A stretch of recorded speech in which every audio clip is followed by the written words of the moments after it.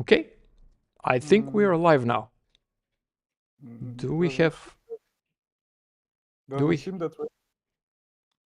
this says live here, streaming for 13 seconds. Okay, okay. Yeah, I see it now. There was a lag. Great. How is the audio this time? Audio is good from my side.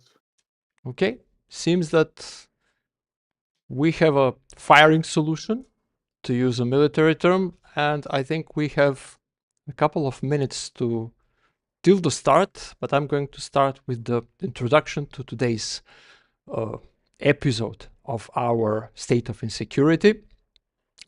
So, hello everyone. My name is Božidar, and I'm leading the State of Insecurity podcast. Today we have multiple colleagues on our Discord channel that are going to help us take the discussion forward, especially for the ByteBreach 2025.1 challenge. What are we going to be talking about today? We're going to talk about three items: how we built our cybersecurity challenge, some experiences, some guidelines, some hints. I warmly recommend everybody to try to do their own challenge. It is a very big learning experience. And then we're going to talk about two threats, real threats that have happened already. So it's not just something that theoretically can happen to us, but have already happened or are already happening. And people should know about the, let's say, the background of these incidents, and I hope that it will help them. Before we continue with the relevant topics of the day, just a reminder, our regular risk dashboard has been updated for this week. And also we have a new risk assessment for March of, for essentially for February, because it lags 1 month. And I'm not going to go into much detail here, but again, top threats are malware, ransomware, unauthorized access, third-party compromise. Remember this, we are going to talk about them, unfortunately, later throughout this episode. It's a real learning experience. For everybody that wants to track or wants to use this dashboard or the general risk report, the general risk assessment, they can just register to Beyondmachines. The general risk assessment tells that our most impacted objectives are building a product or a service, and top threats for February are unauthorized access, social engineering, and third-party compromise. Funnily enough, this is exactly where we are today with our episode. So that was the brief intro of everything. And I think we can jump right into our next topic of the episode. So let me just transition. Here we go. First topic of the day is, again, before we continue, join our Discord. We have the audio session, as well as just to discuss or to get hints or to participate in various challenges and various investigations, which we do at least twice a week or even more frequently, depending on what happens. It's an interesting place to be. So, our ByteBreach 2021, how we built a cybersecurity challenge. I'm going to go through a bit of a story first from the builder's perspective, and then I'm going to ask the participants here on Discord to join us and to tell us more about the solving experience, at least part of the solving experience. So, first, how we built it. This was the start of the challenge. We initiated a challenge called ByteBreach 2025.1, and the participants had to collect tokens, find clues, and essentially find 6 consecutive clues and send them for some rewards. The awards being first prize spot in our product workshop, second prize being a 40 euro Amazon gift card, and third prize being the 20 euro Amazon gift card. And these are our winners of this challenge. So coming back to how we built it, we had essentially created for ourselves some rules. Have fun, both for us as builders and for the participants as solvers. On both sides, learn something new, create something that helps people to learn, whether it's through building or through solving. And believe me, I guarantee you, even as a builder, you get to learn a lot of new things just by trying to build the elements of the challenge. Of course, challenging ourselves to learn more stuff. And finally, we should provide a forum where people can ask questions and ask for hints, because apparently that is a real thing, and that is something that we should support. We are going to support going forward in the next challenges. So how to build? Before I go into how to build, I'm going to give you here some tools or some hints on what tools you should be using. I'm going to add them all in the description of this video, so you don't have to copy paste. They're also on video, but just very quickly, elements, components of internet services that you can use yourself when you're building a challenge. Tools that are fairly easy to build and deploy. DNS, web applications, hosted instances, imagine AWS EC2 instances or similar. Text sharing platforms, think pastebin and files pasted there. Protocol specific like HTTP GET methods, POST methods, or head methods even are interesting to transfer or hide data. Files like Robots.txt, which are excellent for hiding hints on what are the next direction of the challenge. Exposed object storage like S3 buckets exposed or Google Drive links, which are not secured. Common links like .git folder or git secrets or Dockerfile or Docker ignore files, which are also going to help the attacker find something, or in this case, not an attacker, but a solver. Headers and payloads of protocols. Alternate data streams in a file system. This is specifically for Windows. And it is something that people should learn about because they are a legacy thing that still exists and still can be quite interesting to use and abuse. Buggy front-end source code, simple cryptography like Caesar cipher, simple encoding like base64 and hex encoding, server images, whether it's star files or Docker images, up to you, and Reddit subreddits where you can just drop Easter eggs or hints.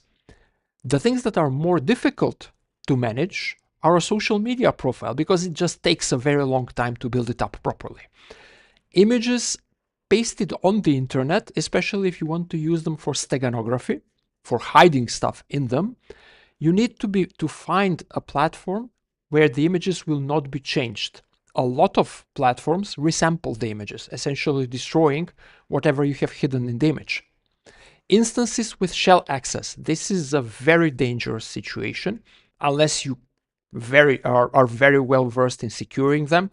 Don't go for shell access because that can go sideways very quickly.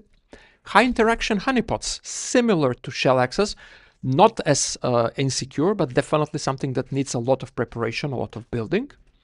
Server-side code, similar to front end, easy to code, but then how do you get all the proper hints and get all the solutions because the solvers don't have access to it? And finally, the thing that we learned in our challenge, don't go for complex cryptography because that is a bit too much.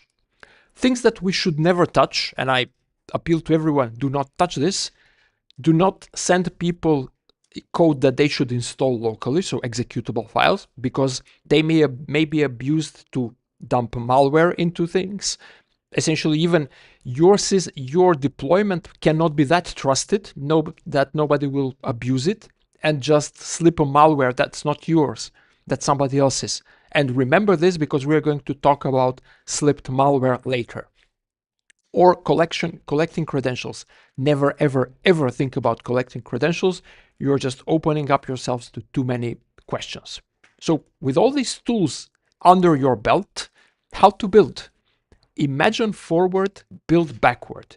You need to imagine the full sequence, the full scenario of the challenges, but you don't need to build it. You can't build it essentially immediately. You need to say, for my first challenge, for my first step, I'm going to use this, hide it here, and then I'm going to send them to the second component, which is going to be built here, and then going to send them to the third one, which is going to be built here, etc., etc. But once you imagine that, you need to build from the end backwards, because there is no way to send them somewhere to create a link to the next item unless you have it already prepared. So you need to start building from the last item and then go step back, build the next one, confirm that it links properly, then build a step back, confirm the linking, etc., until you come to the first step. One other thing that is very important, hints. You need to provide people hints for the next step. And this is where you need to shine as a storyteller. You need to be a great storyteller to do this. You need to tell an interesting story in the hint so people think about it. And I hope that our colleague is going to tell us about the hints that I dropped, and he actually made a write-up about that and even researched the hints, the story around the hints. Read your tool list, and of course, building is a great way to learn. What we learned in our exercise: if a challenge becomes too difficult, interest drops off. People don't want to be bothered. Such is life. Free systems can fail. If you host your challenge or part of your challenge somewhere, there is a non-zero chance that something will fail. We actually had one of our components fail. It was the mocky.io service, which mocks an API, and it just restarted for whatever reason and lost the entire API. We had to rebuild it. Then test and test again and test again and again, because you're not really sure that your happy path of the challenge works properly. Never code your own cryptography. That's how we created a bit of a problem for our solvers, and then we had to fix it. And we have in our first episode a large explanation of what happened and how we went around it. And finally, people want support. So we have a Discord and people can come in and ask for hints. And in the next iteration, we are going to actually plan to drop hints as the challenge progresses. Write-ups are a hassle. Not everybody likes to do a write-up. So we get to read a lot of solutions, some extremely eloquent and some are just bullet points. And again, that is life. So with that being said, this is for me the best written write-up of the entire solution. Unfortunately, because the author Victor is also part of this effort, he doesn't participate as someone that's rewarded. But if Victor is with us, I'm going to ask him to tell us more about this. Hey, Bojidar, thank you for inviting me to speak about the write-up that I did. The challenge itself was pretty interesting. There were a lot of curveballs, especially with the token 4. But I can slowly go through the write-up that I did, and I can explain some interesting points that I have. Let me just find it real quick. Okay. So, like you said, there were 6 tokens, and each of them required different type of skills to apply. Most of them were something that you can find with your eyes only, so to speak, where you can just look for the information with just the basic tools. Like, for example, token 1, you can find all the information with just scanning the subdomain, and then you can find details based on the hints. For example, the first hint was the runaround, which was included in the original message. Then you can get some extra data out of that, and you can find the token. And from the token, you can decrypt the token, which is encoded in base 64, and you get the first payload, which is basically a message and some data. Now here's the interesting part where we got confused was, why is there a token and a broken key? So most of the time we thought the broken key would resolve into something at the end, but we weren't sure how it's relevant, and we would often try it as a solution to some of the tokens, but it ended up just being a solution for the last one. In the meantime, there was also something interesting, which was the tokens themselves. At first, we thought they were hints to something, but they just ended up being a character from the chosen theme that you mentioned, which is Revelation Space. It ended up not being relevant on the long run, but it's interesting that how we could predict what the broken key was at a certain point because we did the research. So we figured scream, the first broken key being scream, the second broken key being show. So we figured it has to do something with a scream show suit, which is part of the story of the revelation space, and we were kind of able to predict some of the broken keys, even though like without the full key there was not much we could do.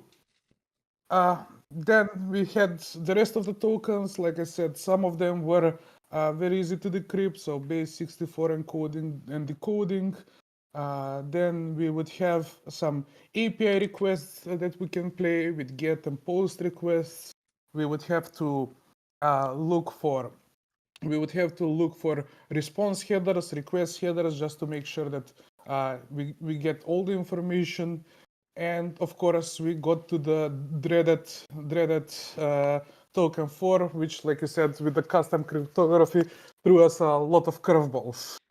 It really took 4 of us just brainstorming for about 7 hours just to figure out what could be the solution. And in the process, we each developed a script to just brute force this because we just ran out of ideas and we figured the solution must be here somewhere. So my question here, before you continue, is yeah, I was assuming that people are familiar with book cryptography, essentially with book code cryptography. It seems that it's not the case.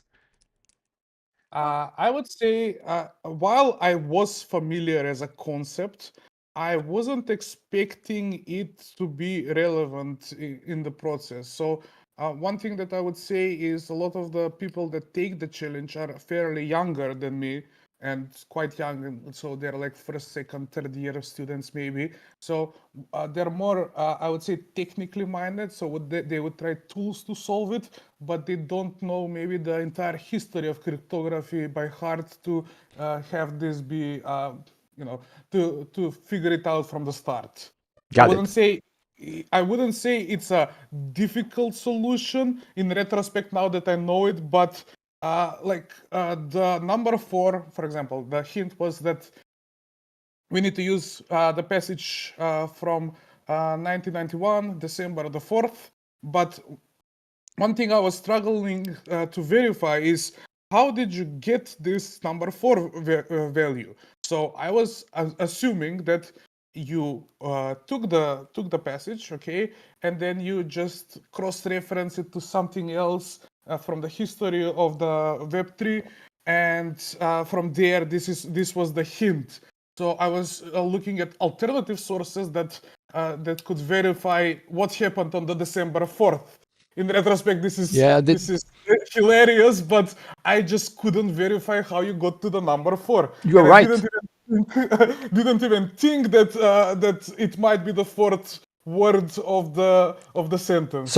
for everyone, just to understand that you're quite correct. And now reading this in hindsight, being 2020, I see what you were reading and I see what most people were reading.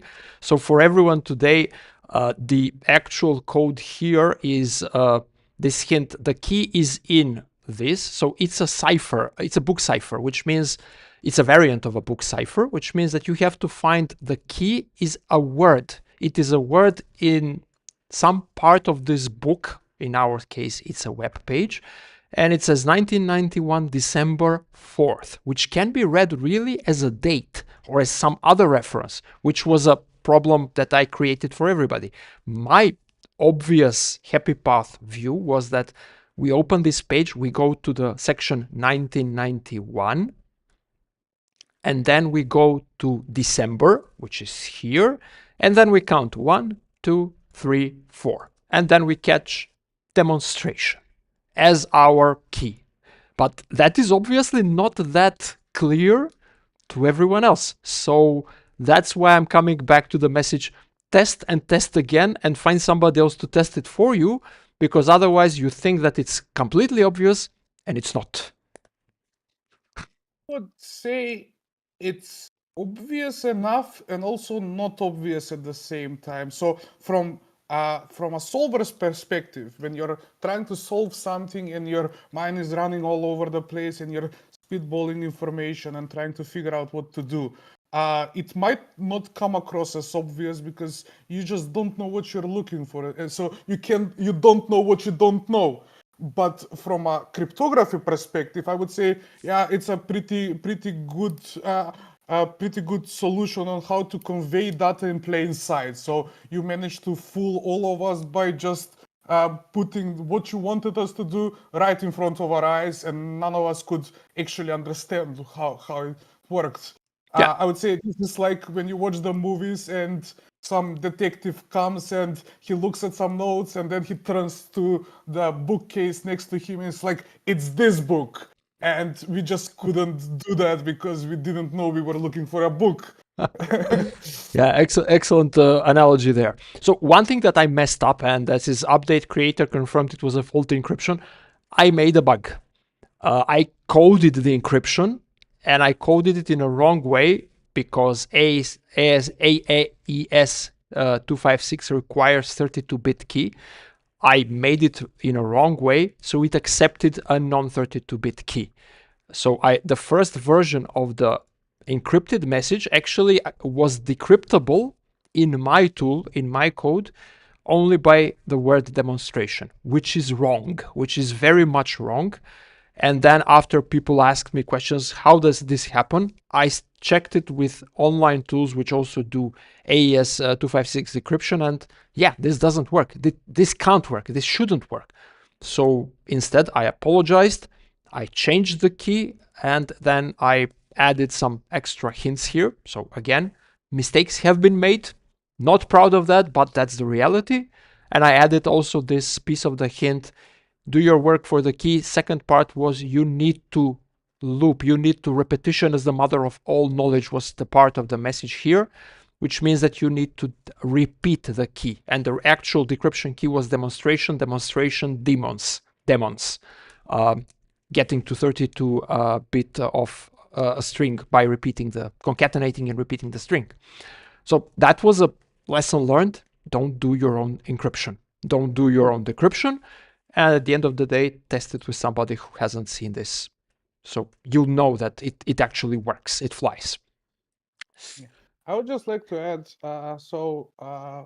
obviously we couldn't figure out if the broken key was broken. This is beyond our scope and knowledge, so we have no way to validate this. But the second part that you mentioned about the length of the key and how it was constructed, I remember distinctly, like when we were reviewing the hints that we had before the mother of knowledge hint.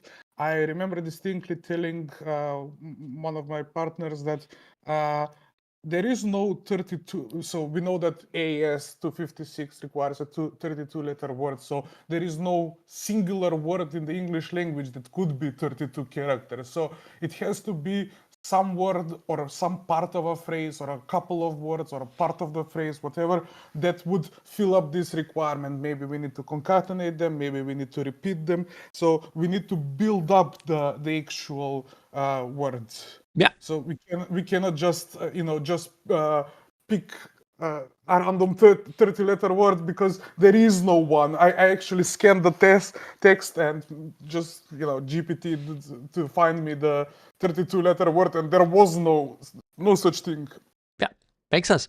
So if do you want to add some more experiences, or otherwise I would like to transfer us to the next part of this session. Yeah, I just wanted to add one more thing. So I just wanted to tell you how we actually solved the challenge. So this was while the server was down because of your redeployment, we decided to start coding a script. Obviously, there were a few of us, so each of them did their own script, and one of the scripts actually worked. But I'd like to tell you more about my script. So because I wasn't familiar with how AES 256 works, I had to do a lot of quick studying. So I had obviously a couple of hours, but I wanted to be first in solving the challenge, so I had to speedrun understanding AES.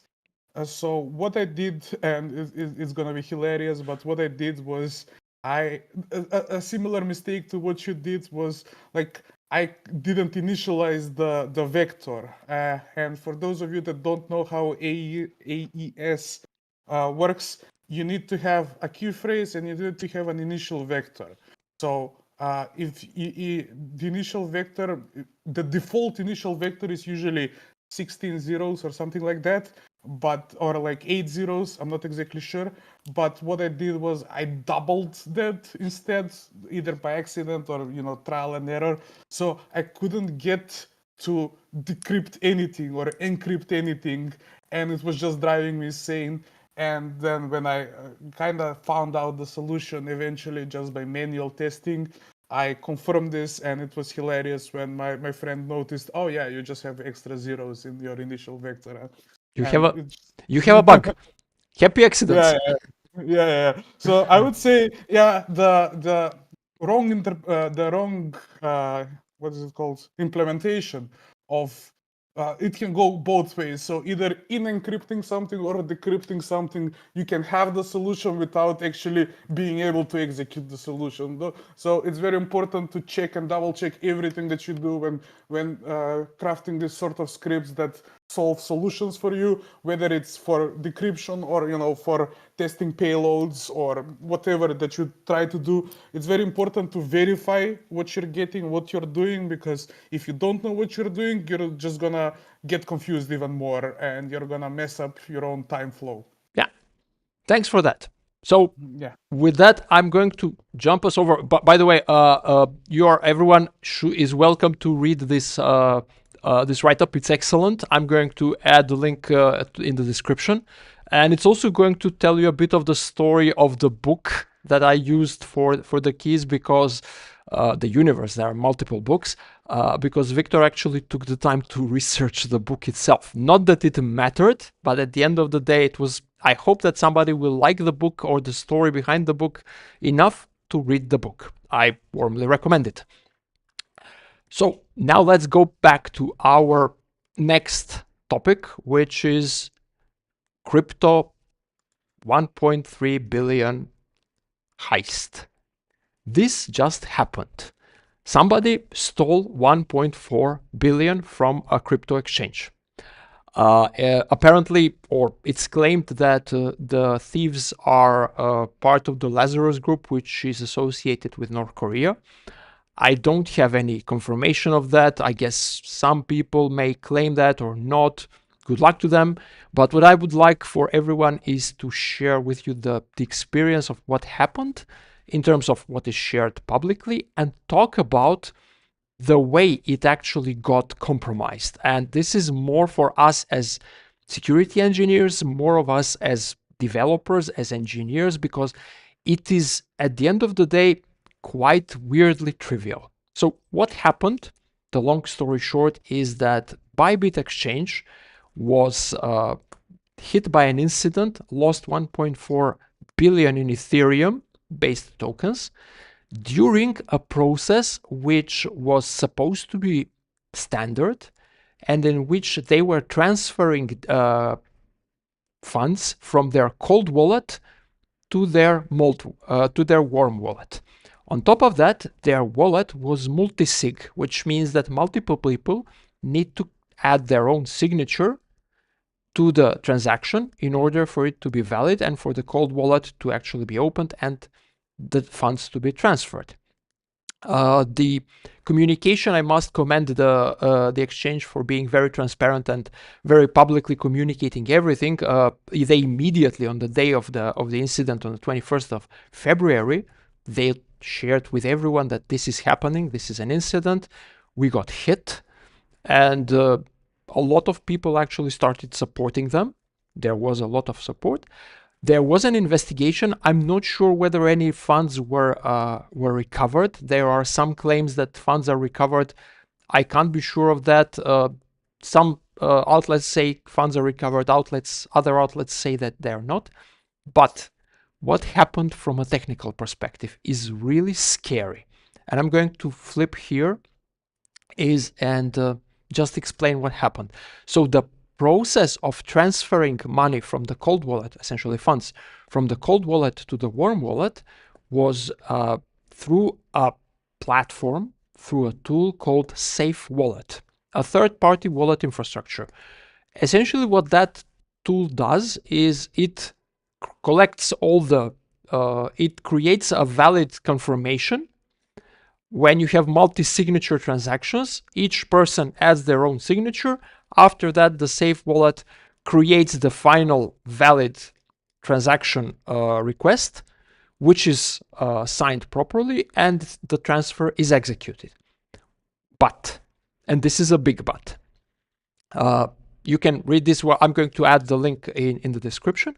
But Safe Wallet is a smart contract powered vault. The thing is that there is part of it which is JavaScript, which is front-end based. So when you open Safe Wallet, you're essentially loading a bunch of JavaScript programs in your browser, and they are executed in your browser. The JavaScript code was stored on AWS S3 and probably pushed either through CloudFront or through some content caching system.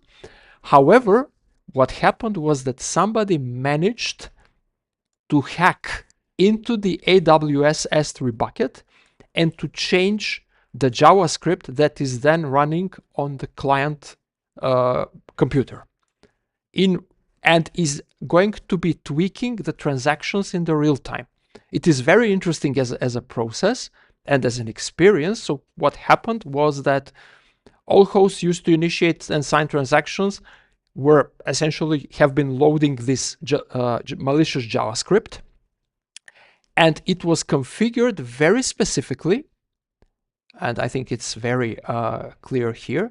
It was configured very specifically to change the wallet destination only for two source wallets, only for the Bybit Exchange cold wallet and for another wallet which they assume is a test wallet of the hacker. So this was a very targeted attack. They knew exactly who they were targeting, and they knew exactly what they wanted to do. Any other organization, any other user using the same JavaScript would not notice anything. The JavaScript would run as usual. Everybody would be happy. All transactions would pass as usual.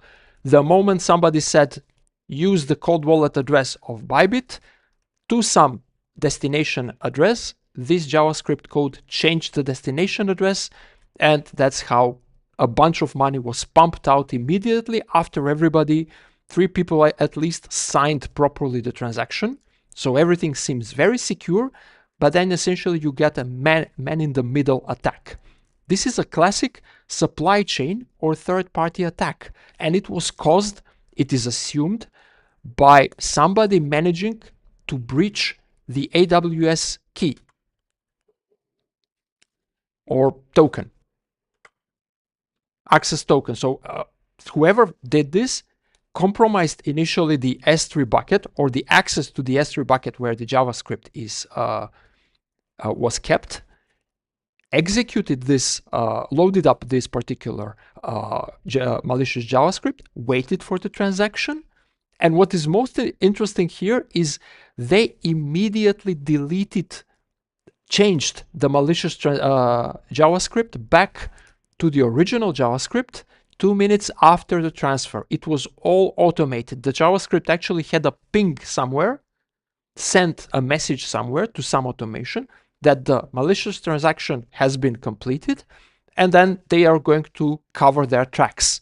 Everything was automated, everything was prepared.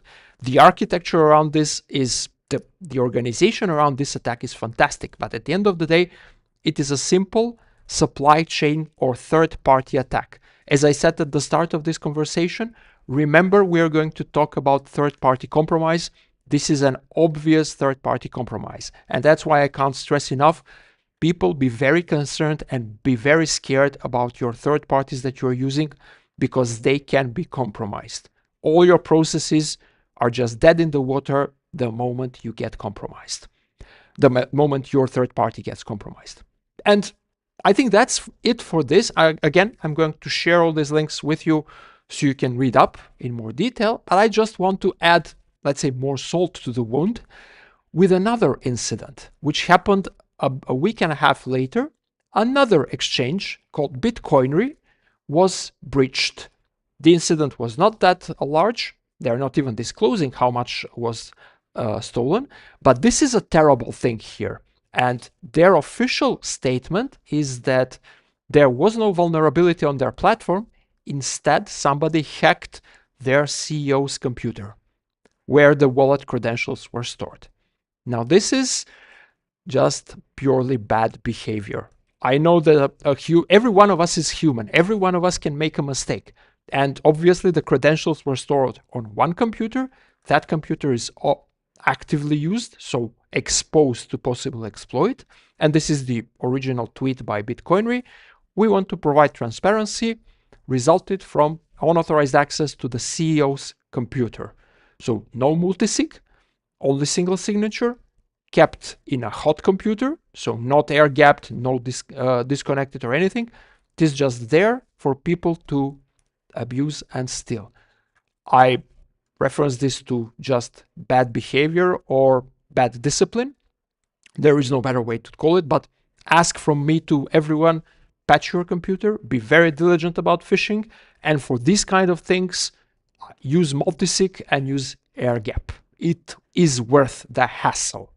Don't ignore the hassle. There is a reason for the hassle. With that being said, let's go to our third item of the session, and let us just transition to our third item. And this is more of a public service announcement or a warning of an escalating trend: utility provider scam campaigns. And I just have one image for you here. And this is happening actually live right now in the United States all the time. People are calling customers, users, organizations. Somebody is calling people and claiming to be Comcast or claiming to be another provider of telecommunication or of energy or of water utilities or whatever. And they're offering people to prepay for 6 months and to get a 50% discount. This trend or this mechanism of attack, obviously they're just going to scam you. They're just going to send you to a link somewhere and get your credit card data and even charge you for the 6 months prepaid, and then probably sell your data and your credit card information onwards. But this works in a very specific periods, and I'm going to appeal to everyone to be very mindful of this, because prices are changing. This happens very frequently when prices of utilities go up.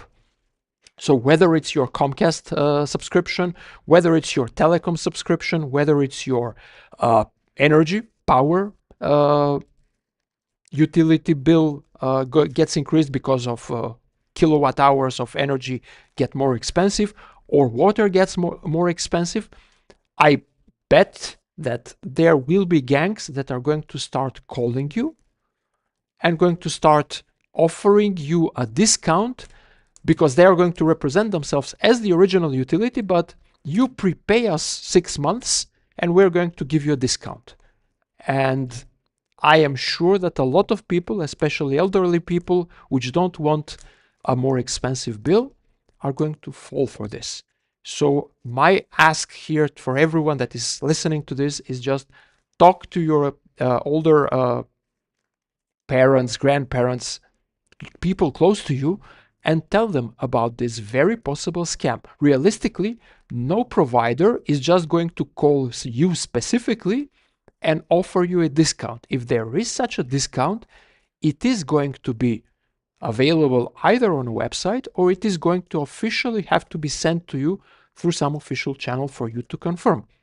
Otherwise, if you get a call, or if you get somebody knocking on your door, or if you get an SMS calling you specifically to do something, do not trust it. Do not click on the links or URLs that these people ask you to click, and don't give them credit card data.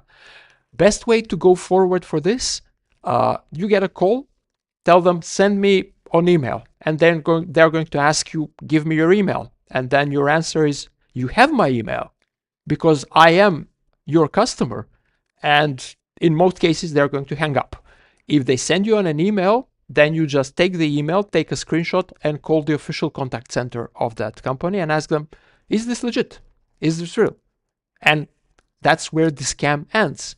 But it is very important that everyone educates their elderly, because it is very easy for these scams to work. Nobody wants to pay more money for utilities, so people are going to get scammed. Please help them not to get scammed. And that was the last part of our session for today. I hope that it was interesting. I hope that it's better than the last time in terms of the audio. And I hope that everybody had fun and learned something from our session. So thanks everyone. And I hope to see you in, just closing it up here.